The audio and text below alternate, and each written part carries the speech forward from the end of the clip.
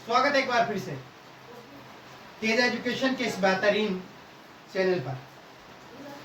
हम लोग प्रकाश का परावर्तन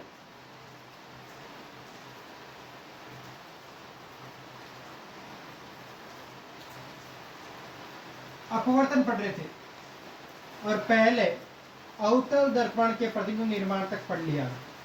इसके बाद अवतल दर्पण के प्रतिबिंब निर्माण के बाद हम उत्तल दर्पण के प्रतिबिंब निर्माण पर बात करेंगे। एक बेहतरीन शुरुआत के साथ। और आज तेज बारिश का भी मौसम है, इसलिए अच्छे से पढ़ेगा। अवतल दर्पण से प्रतिबिंब निर्माण, क्योंकि अवतल दर्पण के बारे में हमने पढ़ाया आपको, तो मैं हेडिंग लगाऊं उत्तल दर्पण से प्रतिबिंब निर्माण, इमेज फॉर्मेशन। क्या, कैसे, इसलिए और कुछ बातें मैं आपको समझाऊंगा। अगर वीडियो अच्छा लगे तो लाइक शेयर एंड सब्सक्राइब जरूर करिएगा। एक छोटा सा वीडियो लेकिन आपके लिए इंपॉर्टेंट। क्लास 10th में मेरा पहला वीडियो देखिएगा 90+ स्कोर के बारे में, जो आपको बताया था। काम वही करेंगे, अच्छे से करेंगे। कैसे करेंगे आप सब मिलकर देखेंगे। तो स्वागत है। सबसे पहले मैं बात बताऊं कि कुछ ना कुछ किरणें कोई आएगी, क्योंकि अवतल दर्पण में पहले आपको किरणें पढ़ाया था कि कोई किरण आएगी तभी जाकर प्रतिबिंब का निर्माण होगा। तो किस प्रकार की कोई किरण आएगी, कैसे कैसे किरण आएगी, वे बारे में पढ़ा था। देखिएगा, ये कोई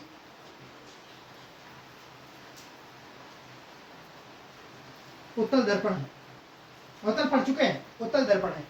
और ये उत्तल दर्पण पर कौन कौन सी, कैसे कैसे, क्या क्या किरण आएगी, कहां से होकर गुजरेगी, ये सब कुछ हम बात यहां करेंगे अच्छे से। क्योंकि पहला कोई बात करूं,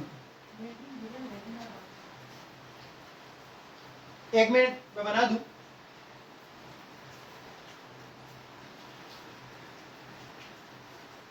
अच्छे से दिखाई दे रहा होगा। किरणों के बारे में पढ़ेंगे, कौन कौन सी किरण कैसे कैसे क्या क्यों होगी। मैं बता दूं आपको कि कोई प्रकाश की किरण कैसे आएगी। ये कोई मुख्य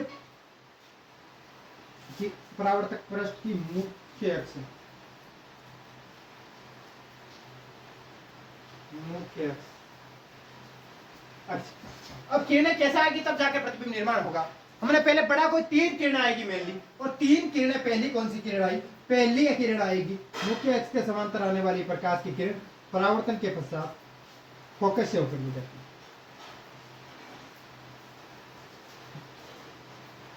लेकिन ये किरण फोकस से गुजरेगी नहीं।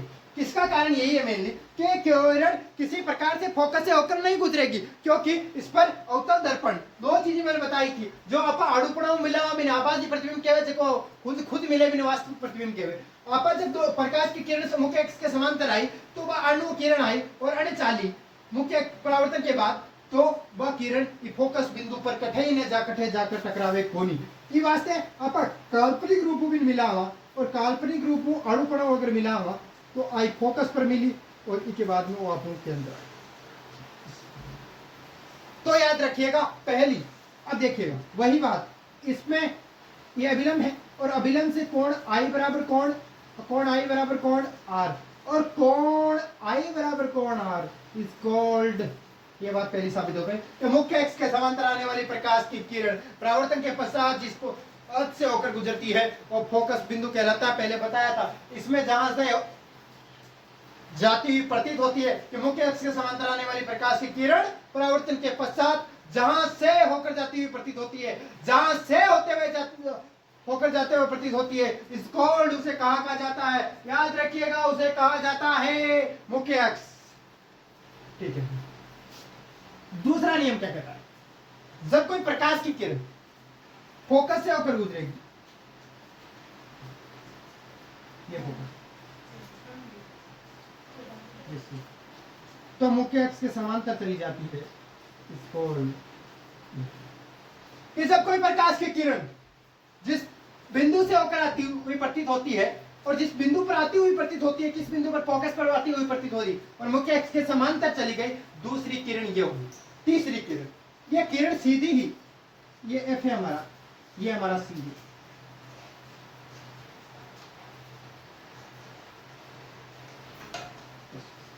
ये किरण यहाँ जिस रेखा पर आई, क्योंकि हमने एक बात लिखी है कि सेंटर मतलब वक्रता केंद्र पर आने वाली जो प्रकाश की किरण उसी पथ में दोबारा गमन करती है, जिस पथ से आई उसी पथ में गमन करने लगी है, जिस पथ से आई उसी पथ में गमन करने लगी है। इसीलिए एक किरण समझा दी है मैंने कि मुख्य अक्ष के समांतर आने वाले प्रकाश की किरण जिस बिंदु से आपतित, जहां से आपतित होती है, प्रतीत होती है, उसे फोकस कहते हैं। वही जिस पर आती हुई प्रतीत होती है फोकस होगा, जहां तक जाती हुई प्रतीत होती है, जिस मार्ग पर आई उसी मार्ग पर दोबारा वापस लौटती है। याद रखिएगा, जिस मार्ग पर आई उसी मार्ग पर दोबारा वापस लौटती है।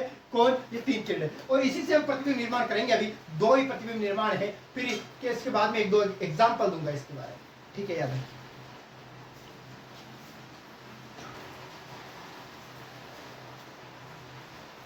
थोड़ी स्टूडियो में लाइट चली गई है, बाकी सब ठीक है। चलो अब देखेंगे वस्तु से प्रतिबिंब निर्माण। उत्तल दर्पण से प्रतिबिंब निर्माण कैसे होता है?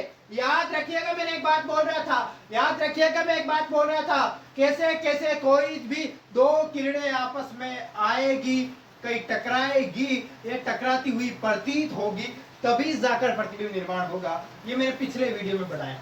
पिछले वीडियो में मैंने एक बात पढ़ाई है कि जब कोई प्रकाश की किरण या तो कहीं तक आती हुई टकराएगी या कहीं आती हुई प्रतीत होगी, टकराती हुई प्रतीत होगी, दो किरणें आपस में कटती हुई प्रतीत होगी, तभी जाकर प्रतिबिंब का फॉर्मेशन हो सकता है, निर्माण हो सकता है। आवश्यकता दो किरणों की है और मैंने ठीक वही किया।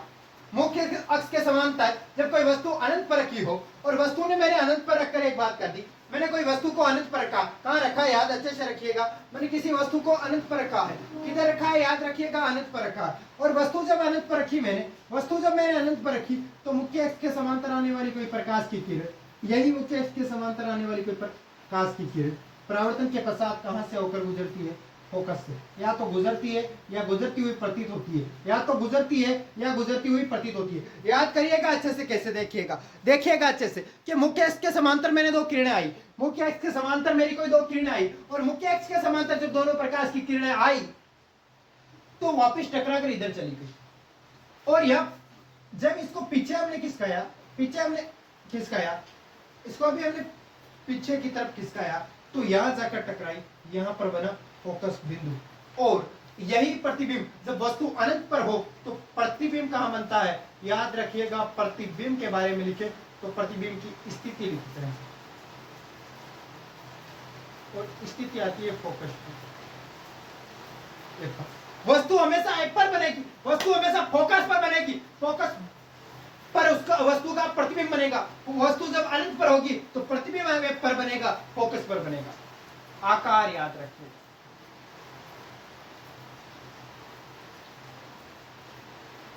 बिंब से छोटा, बहुत छोटा, जो हमारा बिंब है उससे बहुत बहुत छोटा, सबसे छोटा प्रतिबिंब बनेगा। याद रखिएगा, इसकी प्रकृति कैसी पूछी जाए और इसकी प्रकृति पूछ ली जाए तो इसकी प्रकृति हमेशा बताना आभासी बनेगा।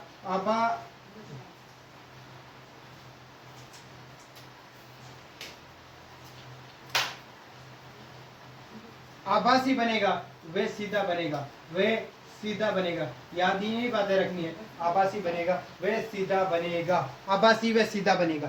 तो इस बात को नोट करिएगा, इस बात को आप नोट करिएगा।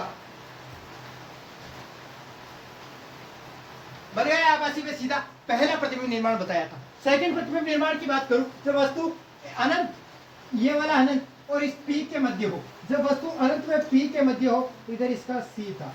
अब देखिएगा दूसरी वाली, जब वस्तु इधर हो, वस्तु मुख्य अक्ष के समांतर, इधर कोई हमने वस्तु रखी, अच्छा से जब किसी वस्तु को इधर रखा हमने, तो पहले मुख्य अक्ष के समांतर जाने वाली प्रकाश की किरण गई और प्रतीत कहां हुई?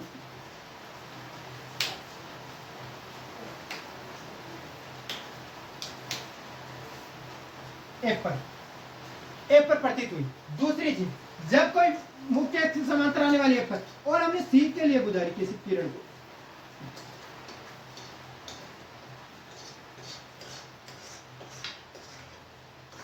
सी के लिए, ये कोई किरण सी, तो जब दोनों किरणें जहां टकराएगी, टकराएगी वहां कोई प्रतिबिंब बनेगा, ए और बी कोई वस्तु रखी, मुख्य अक्ष के समांतर जाने वाली प्रकाश की किरण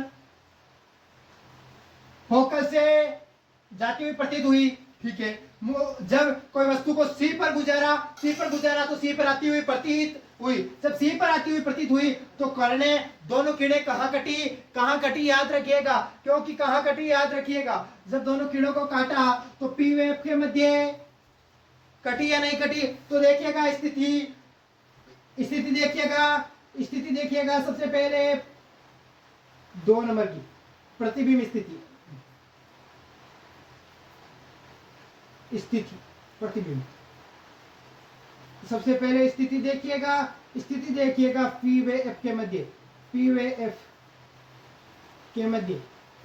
मध्य दूसरी याद रखिएगा आकार कितना है, छोटा है ना, वस्तु से तो छोटा ही है, याद रखिएगा। तीसरी चीज लिखिए इसकी प्रकृति और इसकी प्रकृति होगी आभासी।